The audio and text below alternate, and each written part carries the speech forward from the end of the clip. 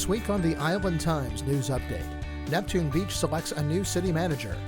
Atlantic Beach moves forward with its plans for a seaside community council, and the ferries landings are in line for major renovations.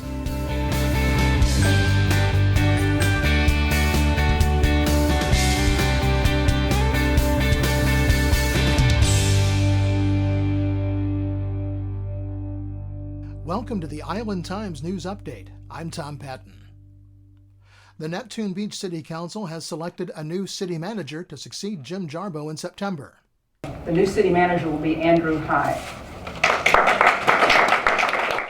Hyatt is currently the city manager in East Ridge, Tennessee, where he's served since October 2013, with an annual salary of approximately $100,000. He holds a master's degree in public administration from the University of Tennessee and a bachelor's degree in political science and public administration.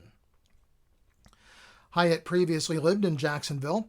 According to his resume, he was a sales consultant for Gober Enterprises on Phillips Highway from July 2002 to March 2004.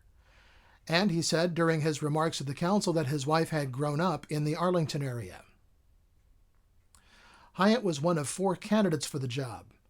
Mayor Harriet Pruitt and City Attorney Patrick Krachowski devised a process in which each of the council members met with each of the potential city managers through the day on Thursday, and all were asked to attend the meeting.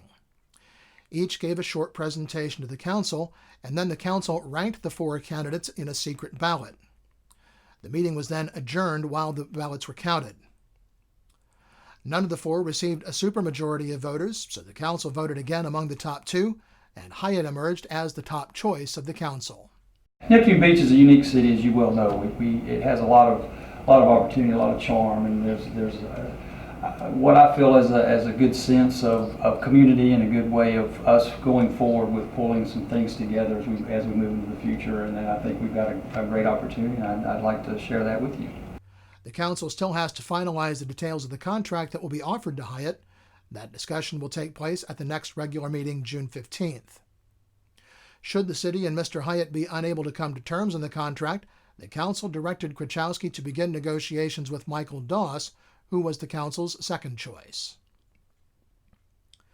The Atlantic Beach City Commission will draft an ordinance to establish a seaside community council that would be charged with advising elected officials on issues related to the environment and quality of life in Atlantic Beach.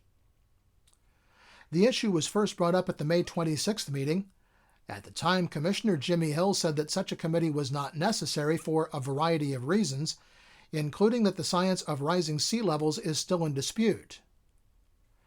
Mayor Carolyn Woods said at the beginning of the discussion that she had researched the issue and found compelling arguments for rising sea levels worldwide. She cited a NOAA study that said there are 2 main contributors to sea level rise: thermal expansion caused by the warming of the oceans, since water expands when it's warm, and the loss of land-based ice such as glaciers and polar ice caps. Woods said that what she found backs up some things that are widely accepted. Climate change is as old as the world. Climate's always and constantly changing. Many civilizations have risen and fallen based on climatic and environmental changes. So it is good governance to be proactive. And I just really feel that sticking your head in the sand and denying is not a responsible way to govern. Commissioner Hill said he supported the idea of the committee and studies that deal with the environment and quality of life, but that it was not the charge of the commission to fund such studies. First, he said the commission can't have much influence on the kinds of things that are being discussed, climate change and global sea level rise. And he said the commission should not bear the sole responsibility for such a panel. We can partner with other cities and help this organization that's trying to form do what they're trying to do. There are ways, I believe there are ways, to help them do what they're trying to do, help them receive the millions of dollars in grant money that they clearly are after, because that's what this is about. The 2 grants listed are exceptionally valuable grants. But for us to do that in the name of a small town that can't really distribute that federal money, because I don't know if anybody else thinks about this or cares about this, but that's my money. That's not grant money. That's not ferry money. That money doesn't come out of the sky. That's federal money. That's taxpayer money. So let's put it to use for a broader spectrum. Some of our own citizens said, let's study the bigger picture.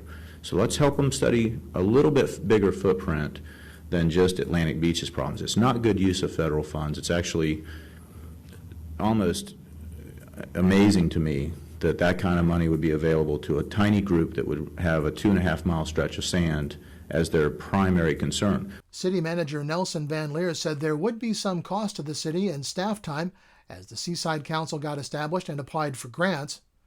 If a grant was awarded, Van Leer said that he would assume the city would receive the funds and be responsible for their distribution.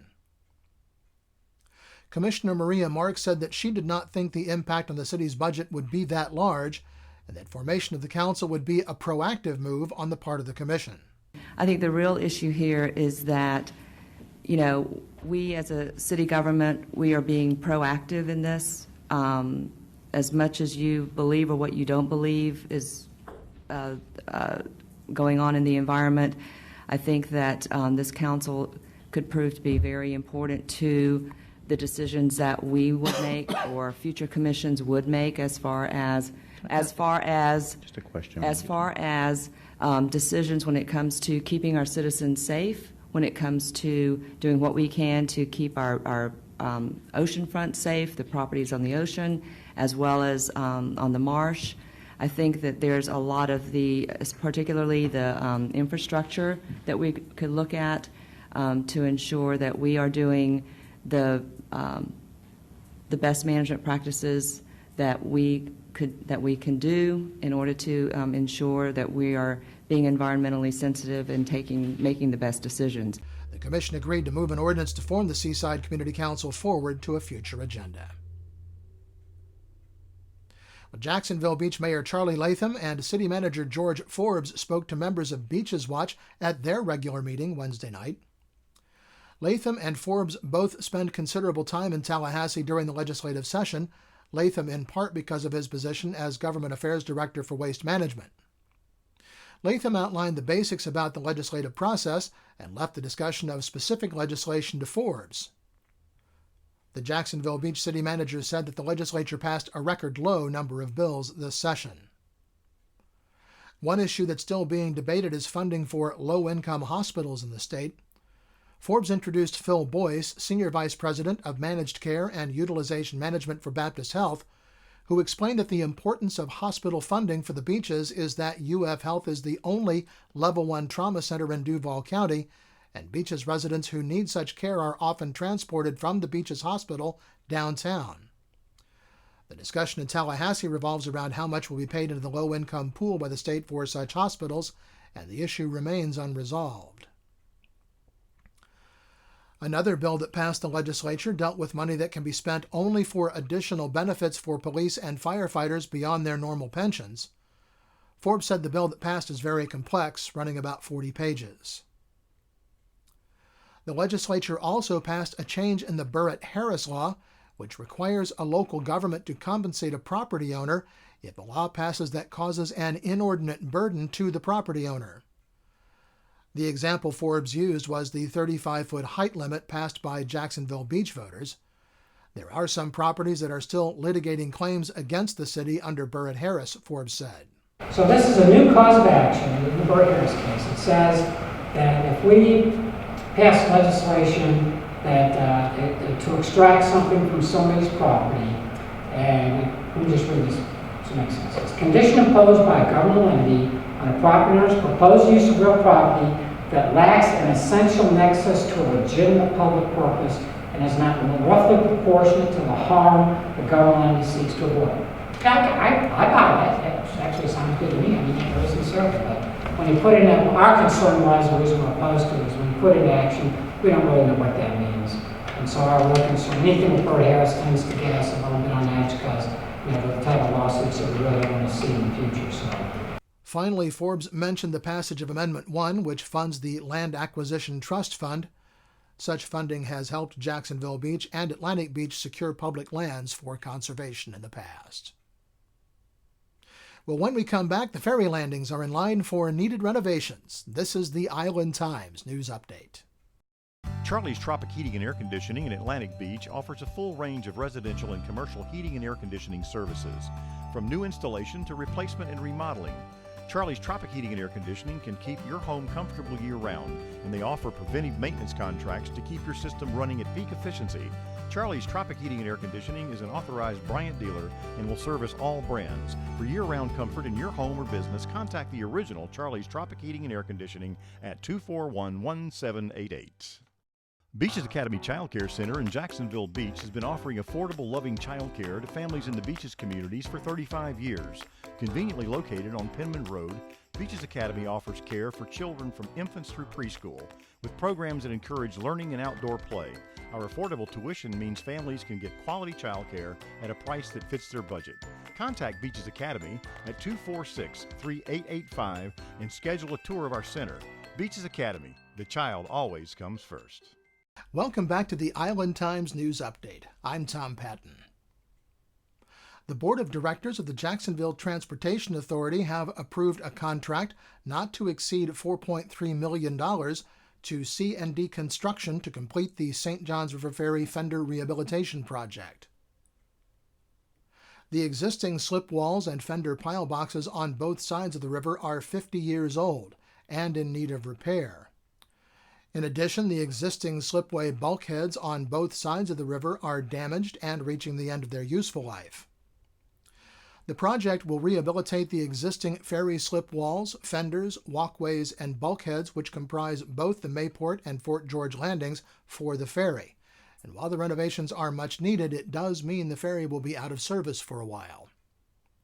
Construction will begin in December to coincide with the scheduled ferry haul-out while the boat is out of service. The work is expected to be completed by April of 2016. The Kings Road Bridge, which crosses Hopkins Creek in Neptune Beach, will be closed for maintenance July 22nd to the 25th. During the maintenance of the bridge, the Jacksonville Beach Gate on Lakeside Drive will be open 24 hours a day. Well, lots of events are going on around the beach this coming week, starting with the Classic Car Cruise in Jacksonville Beach on Tuesday at 5 p.m. Classic cars will be on display around the Jacksonville Beach Central Business District until 8:30. Then they'll all file out to cruise First Street. Then on Saturday, the 3rd Annual Community First Summer Music Festival begins at the Seawalk Pavilion at noon. The event features local musicians and food vendors, and admission is free. The North Beaches Art Walk will be held Thursday evening beginning at 5 in the Beaches Town Center. Local artists and musicians line the streets, and many local stores stay open late for the event. Well, the National Weather Service says it should be a nice weekend at the beach, with highs in the upper 80s and lows in the mid-70s. By Monday, we'll start to see a daily chance of isolated showers and thunderstorms. The Island Times is always digital, always free at www.theislandtimes.com.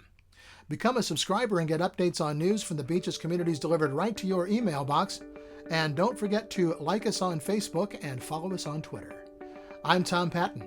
Thanks for watching.